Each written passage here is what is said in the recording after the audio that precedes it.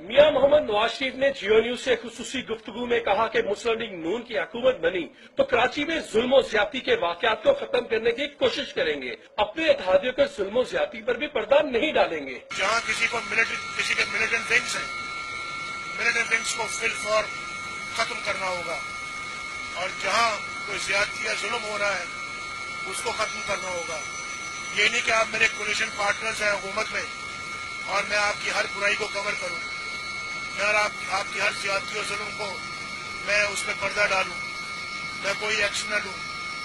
یہ تو بگاڑ ایسے بگاڑ پھیلتا ہے۔ نواز شریف کا کہنا تھا کہ پیپلز پارٹی نے عوام کو کچھ نہیں دیا، 20 سال پہلے کا رونا بند کرے، اپنی 5 سالہ کارکردگی سامنے لائے۔ یہ صرف اور صرف الزام ہمارے اوپر ڈالنے کی کوشش کی جا رہی ہے کہ 20 سال پہلے ہم نے ان کی حکومت کو کام نہیں کرنے دیا۔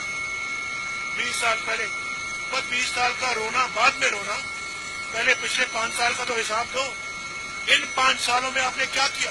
ان کا کہنا تھا کہ عمران خان تنقید کرتے ہیں، مسلم لیگ نون کی فتح کے بعد بھی کرتے رہے، مگر وہ کسی کو کچھ نہیں کہیں گے۔ عمران خان تنقید کریں، کرتے رہیں، کرتے چلے آئے ہیں، آج بھی کر رہے ہیں، کل بھی شاید کریں گے۔ ہم تنقید نہیں کریں گے، ہم کسی کو برا بھلا نہیں کہیں گے، وہ تو کبھی کبھی حد سے بڑھ جاتے ہیں۔ میرا خیال ہے کہ انشاءاللہ مسلم لیگ اللہ کے فضل و کرم سے